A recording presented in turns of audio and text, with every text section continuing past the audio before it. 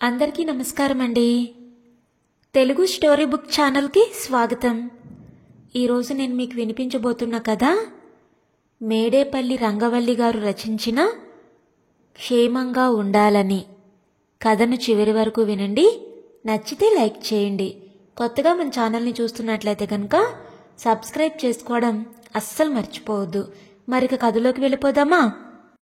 అర్ధరాత్రి 12 గంటలకు ఇంటికొచ్చి స్నానం చేసి లుంగీ చుట్టుకొని తువ్వాలుతో వీపు తుడుచుకుంటూ ఫ్రెష్గా వస్తున్న భర్తను చూసి నిట్టూర్చుతూ టైం 12:15 అయింది అంది అన్నపూర్ణ.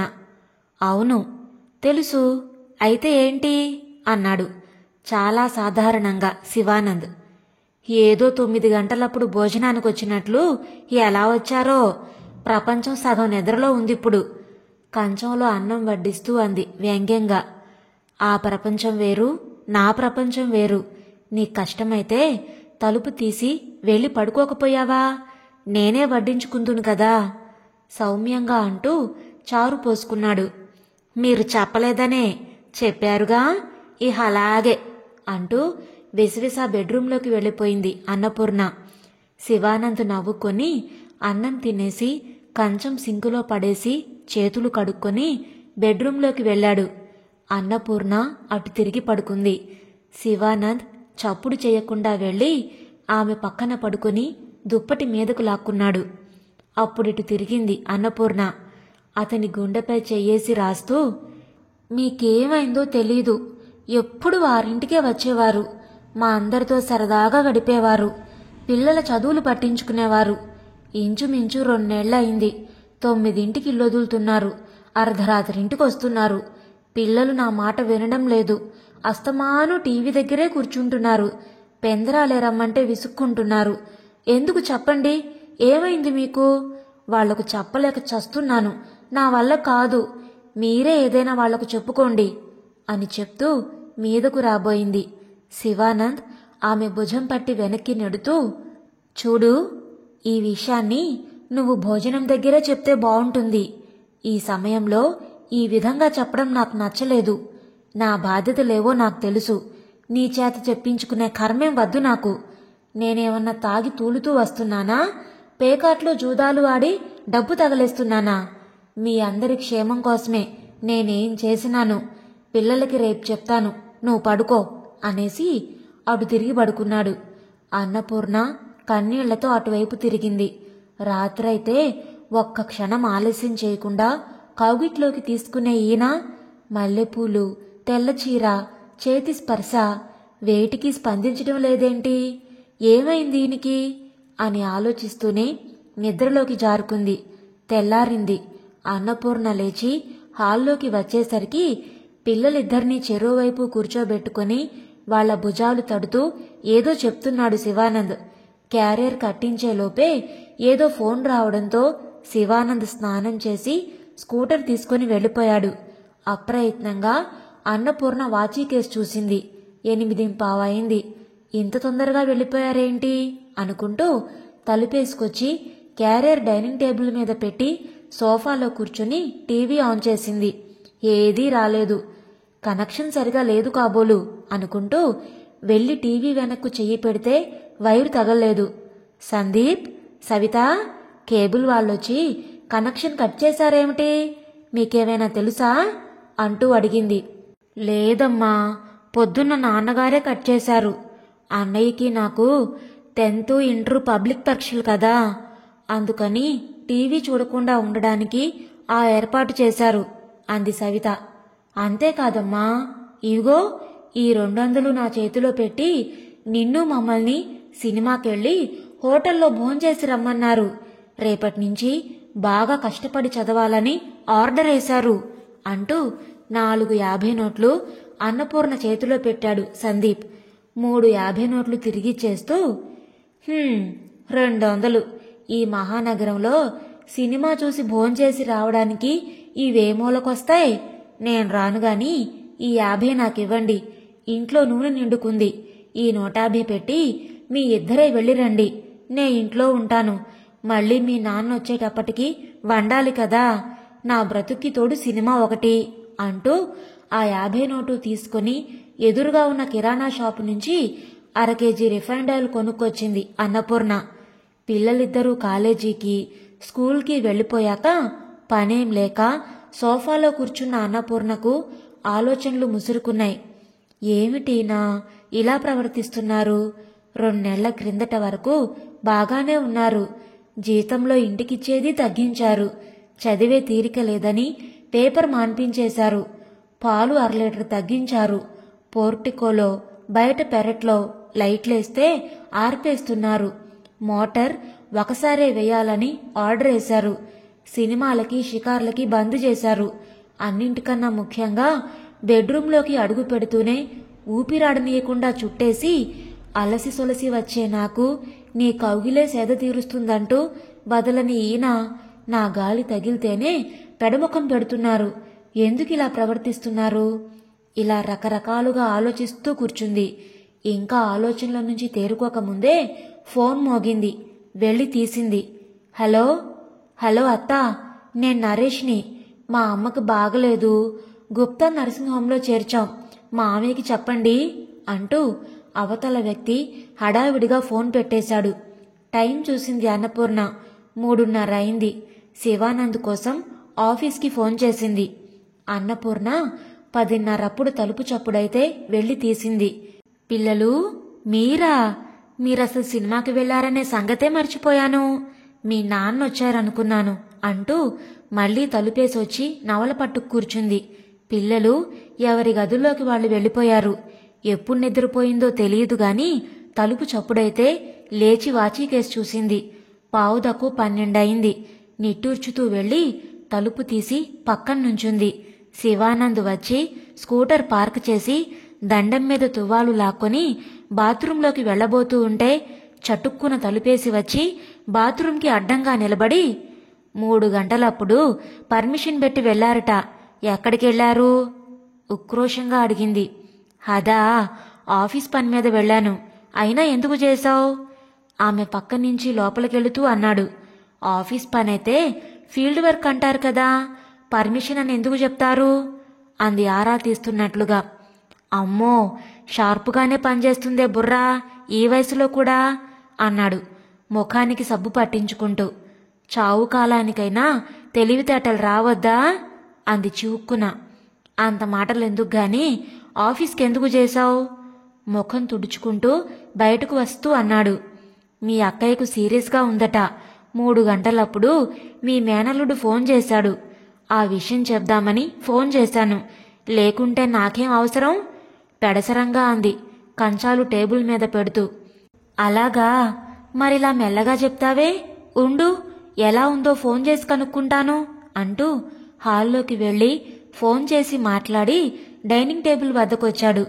అన్నపూర్ణ ఇంకా ముభావంగానే ఉండి అన్నం వడ్డించడం చూసి నవ్వుకుంటూ, ఏం లేదు, విపరీతంగా ఆయాసం వచ్చిందట. హాస్పిటల్కి తీసుకెళ్తే ఆక్సిజన్ పెట్టారట. ఇప్పుడు బాగానే ఉందట్లే అని కంచం ముందుకు లాక్కొని అన్నం కలిపి తినబోతూ అన్నపూర్ణ కూడా అన్నం కలుపుతూ ఉండడం చూసి, అదేమిటి, నువ్వీరోజు తినలేదా? నీకు చెప్పాను కదా, పనుల ఒత్తిడిలో రాలేకపోతున్నానని, ఇలా నా కోసం సెంటిమెంటల్ ఫూల్లాగా కూర్చోవద్దని, పెందరాలే తినేమని అన్నాడు ఆశ్చర్యంగా. పాత రోజులు గుర్తు చేసుకోండి. అందరూ బాగానే ఉన్నారు. ఎటొచ్చి నేనే. ఆ కేబుల్ కనెక్షన్ కూడా తీసేశారు.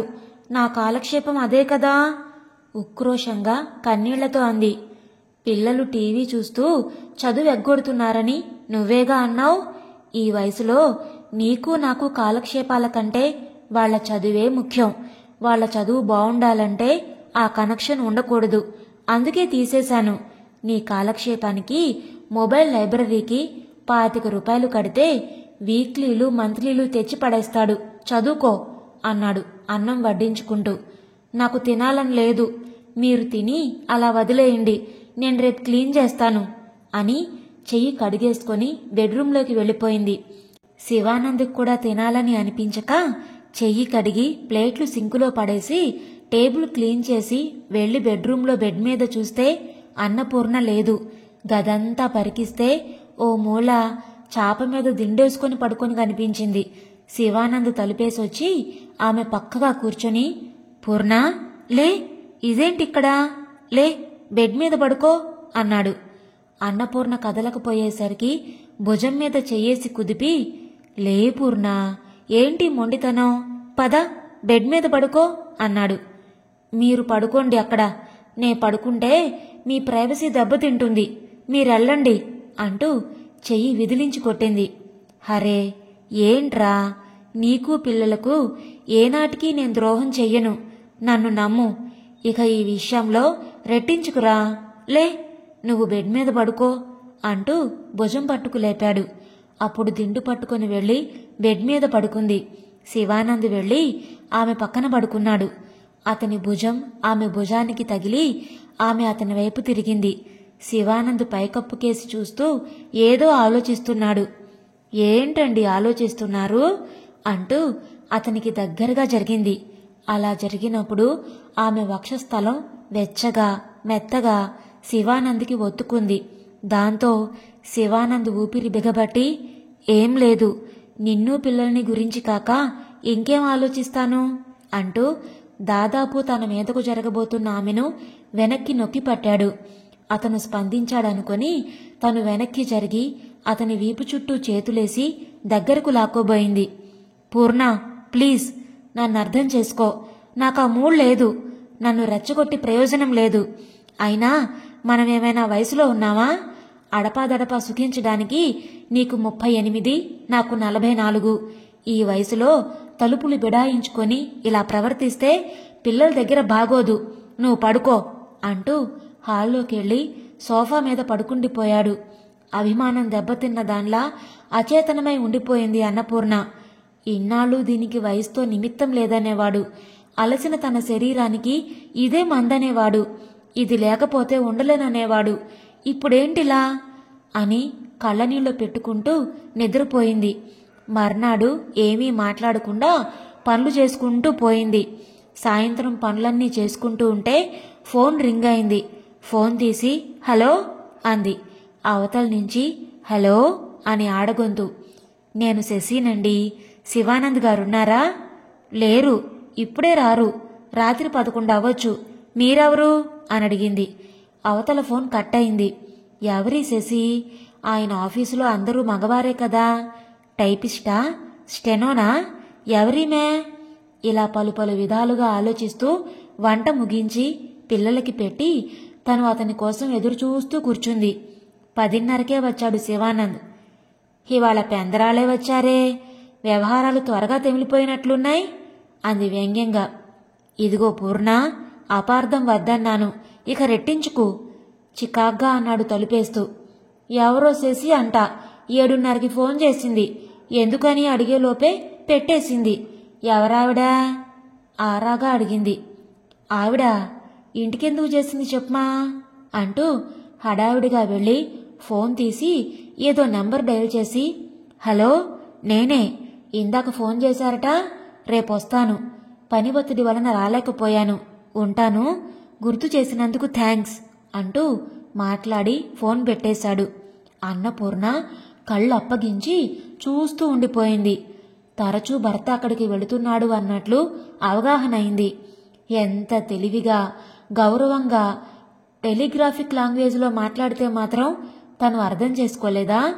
ఇలా ఆలోచిస్తూ అలా సోఫాలో కూర్చుండిపోయిన భర్తను ఇక భోజనానికి లేవండి అని పిలిచింది. శివానంద్ కామ్గా భోజనం ముగించి వెళ్ళి పడుకున్నాడు. ఫస్ట్ వెళ్ళి 4 రోజులైంది. పాలవాడు, వెచ్చాలవాడు, పని మనిషి డబ్బు అడుగుతున్నారు. పని మనిషి ఈ నెల నుంచి 50 పెంచమంటుంది, 200 ఎక్కువ ఇవ్వండి, సరిపోవడం లేదిచ్చేవి అంది. పాలవాడికి వెచ్చాలవాడికి ఎంత అయిందో చెప్పు, ఇస్తాను. పని మనిషికి ఈ నెల జీతం ఇచ్చి మానిపించేయి, ఇంట్లోనే ఉంటావు, ఆ మాత్రం పనిచేస్తే ఒంటికి మంచిది అని అటు తిరిగి పడుకున్నాడు. అవాక్కయింది అన్నపూర్ణ.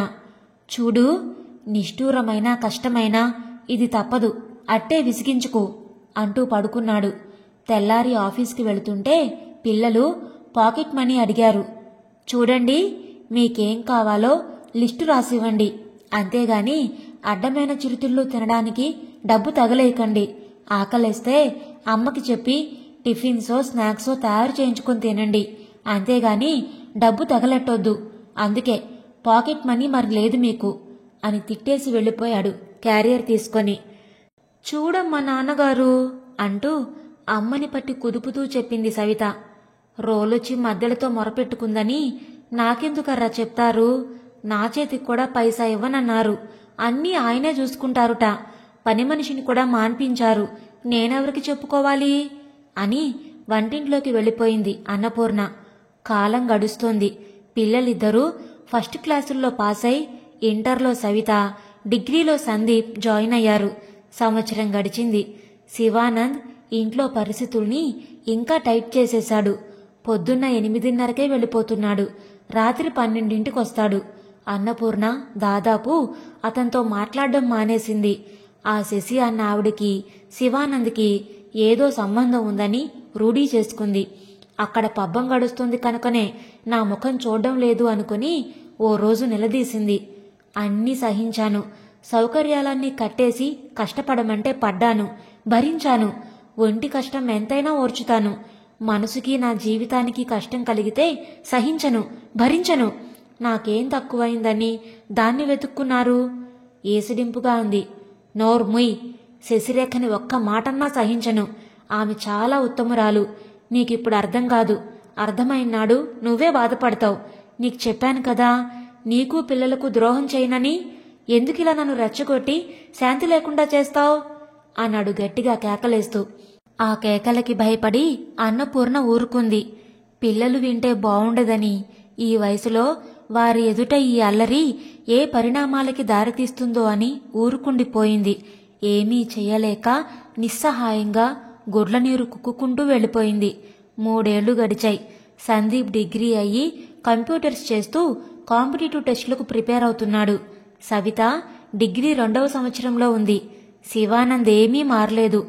శశి వాళ్ళింటికి వెళుతున్నా అని చెప్పి మరీ వెళుతున్నాడు. ఇంటి ఖర్చులు, పిల్లల ఫీజులు తనే చూస్తున్నాడు. కానీ అందరికీ మానసికంగా దూరమయ్యాడు. ఇలా ఉండగా ఒకనాడు హఠాత్తుగా 5 గంటలకే ఇంటికొచ్చేశాడు. పిల్లలు, అన్నపూర్ణ ఆశ్చర్యపోయారు. త్వరగా తయారు కండి, సినిమా టికెట్లు తెచ్చాను. సినిమా చూసి హోటల్లో భోజనం చేసి ఇంటికొద్దాం, హరి అప్ అన్నాడు. అందరూ అలాగే నిల్చున్నారు నమ్మబుద్ధిగాక. ఇవిగో పూర్ణ టికెట్లు. షర్టు జేబులో టికెట్లు తీసి చూపిస్తూ అన్నాడు. అంతే, అందరూ నిమిషంలో తయారైపోయారు. సినిమా హాల్లో తన పక్కనే భర్త కూర్చొని సినిమాని ఎంజాయ్ చేయడం వింతగా, కొత్తగా, ఆశ్చర్యంగా ఉంది అన్నపూర్ణకి. మధ్యలో తన నడుం చుట్టూ చెయ్యేసి, ఏంటి పూర్ణ, సినిమా చూడకుండా ఎక్కడో ఆలోచిస్తున్నావు? గుసగుసగా చెవిలో అంటూ నడుంని గట్టిగా నొక్కాడు. నిజమేనా అనిపిస్తుంది అంది మెల్లగా. 100% నిజమే, పొట్ట మీద గిల్లుతూ అన్నాడు. పిల్లలు చూస్తారు అంటూ కుర్చీ వెనక్కు వాలింది అన్నపూర్ణ. శివానంద్ చెయ్యి తీసేశాడు. సినిమా అయ్యి హోటల్లో భోజనం చేశాక, పూర్ణ, నువ్వు కూడా పిల్లలతో కలిసి ఆటోలో వెళ్ళిపో. నేనిప్పుడే ఓ పని చూసుకుని ఓ 15 గంటలో వచ్చేస్తాను అని వాళ్ళని ఆటో ఎక్కించి తను స్కూటర్ మీద వెళ్ళిపోయాడు. ఎందుకు ఏమిటి అని ప్రశ్నించే అలవాటును పోగొట్టుకున్నారు కనుక మారు మాట్లాడక ముగ్గురు ఇంటికెళ్ళిపోయారు. అరగంట తర్వాత తలుపు తట్టాడు. స్నానం చేసి చాకింటి కాటన్ చీర కట్టుకుని మూడేసిన జడను విప్పుకుంటూ తలుపు తీసిన అన్నపూర్ణను చూస్తూ, ఫ్రెష్గా అయ్యావే అంటూ నవ్వాడు. అతని చేతిలో ఏవో ప్యాకెట్లున్నాయి, అందుకోబోయింది.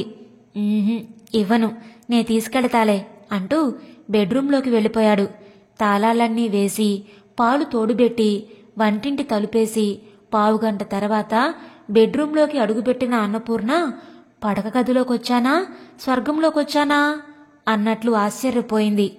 గదంతా గులాబీ వాసన గుబాళించే అగరొత్తుల పరిమళం. పక్క మీద తెల్లని దుప్పటి, దిండులకి తెల్లని గలీబులు, పక్క మీద మల్లెలు. తెల్లని లాల్చీ లుంగీలో భర్త మంచం పక్కనే నిలబడి పక్కనే టీపాయ్ మీద పళ్ళు, ఏవో స్వీట్లు. లైటాపి బెడ్లైట్ వెలిగించి తలుపేసి పక్కగా నిలబడి, రాపూర్ణ, ఆగిపోయావే అంటూ భుజం చుట్టూ చేతులు వేసి మంచం దగ్గరకు తెచ్చాడు. ఇంకా ఆశ్చర్యం నుంచి తేరుకొని అన్నపూర్ణ జడలో 3 మూరల మల్లెపూలు దూర్చాడు. ఒక్కసారిగా అన్నపూర్ణ ఒళ్ళు జలధరించింది. అన్నపూర్ణ ఇంకా ఆశ్చర్యం నుంచి తేరుకోకముందే, ఇదిగో నీ కలాకండ్ ఇష్టం కదూ, తిను అని నోటికి చిన్న మొక్కిచ్చాడు. అప్రయత్నంగా తింది. ఏంట్రా పూర్ణ ఆశ్చర్యపోతున్నావు? ఈరోజు మన పెళ్లి రోజు, మర్చిపోయావా?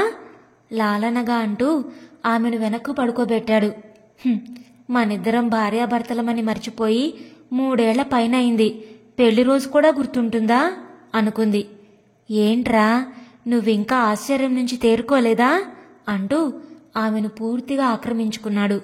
3 ఏళ్లుగా దూరంగా ఉన్న శివానంద్ లాలనగా మాట్లాడి అంత దగ్గరవడం లోపల ఆనందంగా ఉన్నా, ఇది శాశ్వతమా తాత్కాలికమా అన్న సందిగ్ధంలో ఉండి సహకరించలేకపోతుంటే, ఏంటి పూర్ణ ఇన్నేళ్లయ్యాక ఇప్పుడిలా ముడుచుకుపోతావేంటి? ఈరోజు ఎంతో ఆనందంతో నా లక్ష్యాలన్నీ చేరుకున్న తృప్తితో నీకు దగ్గరవ్వాలని ఆశించి ఇవన్నీ చేస్తుంటే నువ్వేంటి ఇలా మొగ్గలా? గుసగుసగా అంటూ ఆమె బుగ్గను కొరికాడు.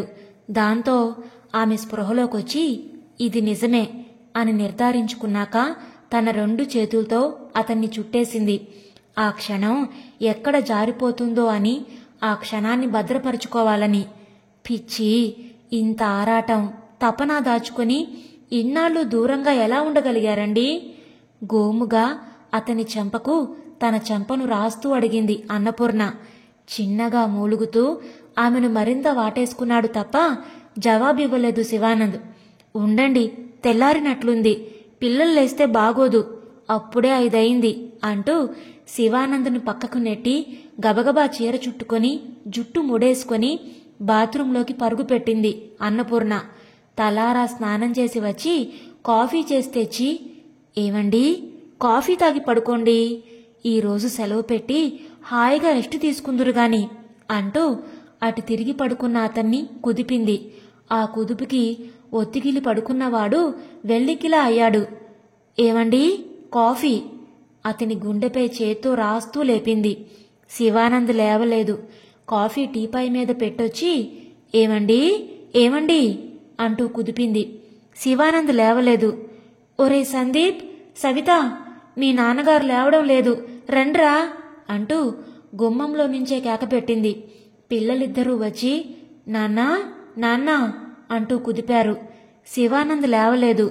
సందీప్ గుండె దగ్గర చెవి పెట్టి ముక్కు దగ్గర వేలు పెట్టి చూశాడు. గుండె చప్పుడు, ఊపిరి రాకపోవడం చూసి ముఖం బేలగా పెట్టేశాడు. ఏమైందిరా నాన్నకి? దాదాపు అర్థమైనట్లు ఏడుపు గొంతుతో అంది అన్నపూర్ణ. డాక్టర్ గారికి ఫోన్ చేస్తానుండమ్మా అని కన్నీళ్లు కారుస్తూనే వెళ్లి వాళ్ళ ఫ్యామిలీ డాక్టర్కి ఫోన్ చేశాడు సందీప్. డాక్టర్ వచ్చి పరీక్ష చేసి చనిపోయి అప్పుడే 1 గంట అయిందని చెప్పి వెళ్లిపోయాడు. దిక్కుతోచని పక్షిలా అన్నపూర్ణ నేల కూలింది. సవిత తండ్రి శరీరం మీద పడి ఏడుస్తోంది. సందీప్ బంధువులందరికీ ఫోన్ చేశాడు. మధ్యాహ్నం 12 లోపు అంత్యక్రియలు పూర్తయిపోయాయి. అన్నపూర్ణ తెలివిలోకి వచ్చినా ఇంకా ముందు రోజు రాత్రి భర్తతో పంచుకున్న క్షణాలే, ఆ సంఘటనలే ఆమె బుర్రలో వెంటాడుతున్నాయి. ఎలా జరిగిందిది? నిన్న అంత బాగా ఆనందంగా ఉన్నవారు ఇవాళ తెల్లారిందాకా బాగున్నవారు ఇంతలో ఏమైంది? ఎందుకిలా జరిగింది? నాకు దగ్గరయ్యారని ఆనందించే లోపలే ఎత్తుకుపోయాడా భగవంతుడు అంటూ గొల్లు గొల్లున ఏడ్చింది. ఆమెను ఆపడం ఎవరి తరమూ కాలేదు. 2 రోజులైంది. చుట్టాలందరూ 11వ రోజున వస్తామంటూ వెళ్లిపోవడంతో ఇల్లంతా నిశ్శబ్దంగా తయారైంది. 10:30 గంటలప్పుడు శశిరేఖొచ్చింది. ఇల్లంతా నిశ్శబ్దంగా కళావిహీనంగా ఉన్నట్లనిపించింది. హాల్లో గోడ మీద శివానంద్ ఫోటో నవ్వుతూ పలకరిస్తున్నట్లనిపించింది. గుండెలో కలచివేసినట్లయింది శశిరేఖకి. ప్రశ్నార్థకంగా చూస్తున్న అన్నపూర్ణను చూసి, నా పేరు శశిరేఖ, మీకు తెలిసే ఉంటుంది, శివానంద్ గారు అంటూ చెప్తున్న ఆమెను మధ్యలోనే ఆపి, తెలుసు, ఎందుకొచ్చావిక్కడికి, వెళ్ళు, నీ వల్లనే ఆయన నాకు కాకుండా పోయారు. సుఖం శాంతి ఈ ఇంటికి దూరమయ్యాయి. మేం దిక్కులేని పక్షులమయ్యాం. ఇదంతా చూసి ఆనందించడానికి వచ్చావా? వెళ్ళిపో, నీ ముఖం నాకు చూపకు అంటూ ముఖాన్ని చేతిలో పెట్టుకొని ఏడుస్తూ ఉంటే, మీరు పొరబడ్డారు, అపార్థం చేసుకున్నారు. ప్లీజ్ నేను చెప్పేది వినండి. ఆయన తదనంతరం మీకు అప్పజెప్పమన్నవి మీ పేరున 2 లక్షల ఫిక్స్డ్ బాండు, దానిమీద వడ్డీ వస్తున్న పాస్బుక్కు, మీ పిల్లలిద్దరి పేర చెర్ 2 లక్షలు, వాటికి వడ్డీ పడుతున్న పాస్బుక్లు ఆయన రాసి కవర్లో పెట్టి సీల్ చేసి మీకిమ్మన్న ఈ ఉత్తరం, ఇవన్నీ నా బాధ్యతగా ఇస్తున్నాను. నన్ను చెడ్డ చేసినా పర్లేదు, చనిపోయిన ఆయన్ను చెడ్డవారుగా ముద్ర వేయకండి దయచేసి అంటూ ఓ పాలిథిన్ కవర్లో నుంచి పాస్బుక్లు, బాండ్ల సీల్డ్ కవరు తీసి చూపించి మంచంపై పెట్టింది. ఏంటిది, ఏంటిదంతా? ఆయన ఉత్తరం రాశారా? తన తదనంతరం ఇమ్మన్నారా? ఎందుకు అంటూ సీల్డ్ కవరు విప్పింది అన్నపూర్ణ వణుకుతున్న చేతులతో. పిచ్చన్నపూర్ణ, నేను నీకు దూరం ఎలా అవుతాననుకున్నావు? నా 25వ ఏటి నుంచి ఇప్పటిదాకా నన్ను కాచుకున్నావు, నా ఆలనా పాలనా చూశావు, నా పిల్లలకి చక్కని తల్లివై, నాకు అనుకూలమైన భార్యవై సేవలు చేశావు, సాగావు. మానసికంగా నీకెప్పుడూ దూరం కాను. 3 ఏళ్ల క్రితం ఆఫీసులో ఉన్నట్లుండి నా గుండె పట్టేసినట్లయింది.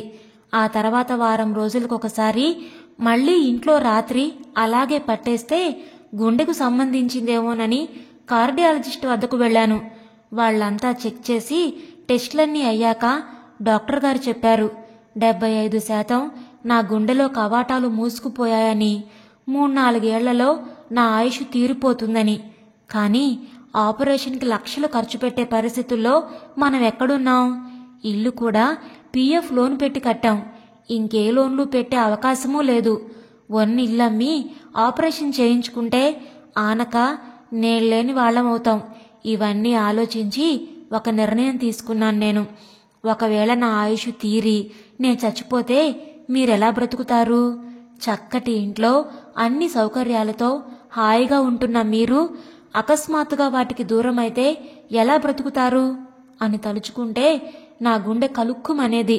అందుకే మీరంతా క్షేమంగా ఉండాలనే ఈ నిర్ణయం తీసుకున్నాను. ఇంకా నాకు 3 ఏళ్ల ఆయుష్ ఉండొచ్చని డాక్టర్ అన్నారు కనుక మిమ్మల్ని అందరినీ చాలా అసౌకర్యానికి గురిచేసి డబ్బు మిగిల్చి అది ప్రైవేటు కాంట్రాక్టులు తీసుకొని ఆ డబ్బు అన్నీ మీ ముగ్గురి పేర ఫిక్స్డ్ చేయడానికి బ్యాంకులో దాచేవాణ్ణి. అన్నట్లు ఈ శశిరేఖ గారు బ్యాంకులో క్యాషియర్. పాపం భర్త లేడు, 10వ తరగతి చదివే కుర్రాడు. ఆ బాబుకి ట్యూషన్ చెప్పడానికే వాళ్ళింటికి వెళ్లేవాణ్ణి. ఆమె చాలా ఉత్తమురాలు. ఆమె వద్దనే ఇవన్నీ దాచాను మీకిమ్మని చెప్పి. నా PF, గ్రాట్యుటీ అన్నీ మనం చేసిన ఇంటి అప్పుకే సరిపోతాయి. నే హఠాత్తుగా పోయి మిమ్మల్ని దిక్కులేని పక్షులుగా, అనాథులుగా రోడ్డున పడేయడం ఇష్టం లేక ముందు చూపుతో ఇలా చేశాను. నీకు నా LIC డబ్బొస్తుంది, నా ఫ్యామిలీ పెన్షన్ వస్తుంది, నాకింకా 10 ఏళ్ల పైబడి సర్వీస్ ఉంది కనుక మన బాబుకి నా డిపార్ట్మెంట్లో ఉద్యోగం వస్తుంది. పిల్లల పేర వేసిన డబ్బు మీద వచ్చే వడ్డీతో దాని చదువు, ఆ డబ్బుతో ఆనక దాని పెళ్లి అయిపోతాయి. ఇక నీకు నిశ్చింతగా ఉంటుంది. సందీప్ ఆనక నిన్ను చూసుకోకపోయినా మీకే లోటు లేకుండా నా ఫ్యామిలీ పెన్షన్, ఫిక్స్డ్ డిపాజిట్పై వడ్డీ, LIC డబ్బు బ్యాంకులో వేస్తే ఆ వడ్డీ వీటన్నింటితో నీ జీవితం హాయిగా తడుముకోకుండా వెళుతుంది. ఇల్లు నీ తదనంతరం మాత్రమే పిల్లలకు చెందేలా వీలు రాసి లాయర్ సుకుమార్ వద్దుంచాను. వెళ్ళి తీసుకో. పిచ్చన్నపూర్ణ, నీకు దూరంగా ఉండడం చేతకాకనే నిన్ను విసుక్కున్నాను. దానికి నీ అభిమానం ఎంత దెబ్బతిందో నాకు తెలుసు. అయినా నిస్సహాయుణ్ణి. దాంపత్య సుఖానికి దూరంగా ఉండమన్నారు డాక్టర్ గారు. గుండెకు ఒత్తిడి ఎక్కువై మృత్యువుకి దగ్గరవుతానన్నారు. నేను చనిపోయేలోగా మీకు చేయాల్సిన ఏర్పాట్లు చేయాలని, నా ఆయుష్ తగ్గకుండా ఉండాలని, ఆ బ్రతికే 3 ఏళ్లలో నేను అనుకున్నవన్నీ సక్రమంగా అవుతాయని తలచి నీకు దూరంగా ఉన్నాను. అలా ఉండి ప్రతి రాత్రి ఎంతగా దుఃఖించానో నీకు తెలీదు. అందుకు నన్ను క్షమించు. ఇదంతా మీరు క్షేమంగా ఉండాలని చేశాను. శశిరేఖ ఉత్తమురాలు. ఆమెను మంచి స్నేహితురాలుగా భావించి ఆమెను నమ్మి ఇవన్నీ అప్పగించాను. పూర్ణ, నీ ఆరోగ్యం, పిల్లల ఆరోగ్యం జాగ్రత్త. నేను చనిపోయినా నా ఆత్మ మీ చుట్టూ తిరుగుతూనే ఉంటుంది. ఆనందంగా హాయిగా కాలం గడుపు. అలా నువ్వు ఉండకపోతే నా మీద ఒట్టే. ఉంటాను మరి. ఎల్లప్పుడూ నీ శివ. ఏమండి, ఎంత పనిచేశారండి? ఇంతగా ప్రేమించిన భార్యకే మీ అనారోగ్యం సంగతి చెప్పలేదా? ఎన్నిసార్లు తిట్టుకున్నాను, ఎన్నిసార్లు అర్పించాను. అయ్యో, నేనెంత పాపాత్మురాల్ని. ఆయన మనసుని ప్రశాంతంగా ఉంచలేకపోయాను. నేనెందుకు బ్రతుకున్నాను? అయ్యో సందీప్, సవిత, రండర్రా. మీ నాన్న బాధ్యత చూడండి. మనం క్షేమంగా ఉండాలని ఆయన అనంత లోకాలకు వెళ్ళిపోయారు అంటూ కూలబడింది. పిల్లలొచ్చి ఆమెను కూర్చోబెట్టారు. అప్పుడు గుర్తొచ్చింది అన్నపూర్ణకు. అమ్మా శశిరేఖ, నన్ను క్షమించమ్మా అంటూ గుమ్మం వైపు చూసింది. శివానంద్ రాసిన లేఖను శాంతం అన్నపూర్ణ చదివేదాకా ఆగి చదవడం అయిందని తెలుసుకున్నాక ఆమె బయటికి దారితీసింది. అన్నపూర్ణ ఆమెను క్షమాపణలు అడిగేలోపే గేటు దాటింది శశిరేఖ. ఇదండి ఈరోజు కథ. మీకు నచ్చిందా? నచ్చితే లైక్ చేయండి, షేర్ చేయండి. అలాగే మీ విలువైన అభిప్రాయాలను కామెంట్స్లో తప్పకుండా తెలియచేయండి. ఇంత మంచి కథను మనకు అందించిన మేడేపల్లి రంగవల్లి గారికి మనందరి తరపు నుంచి ధన్యవాదాలు తెలియచేసుకుంటున్నానండి. ఇలాంటి మరెన్నో మంచి మంచి కథలను వినడానికి మన ఛానల్ని తప్పకుండా సబ్స్క్రైబ్ చేసుకోండి. మరలా రేపు మరొక మంచి కథతో కలుద్దాం. అప్పటి వరకు ఉంటానండి.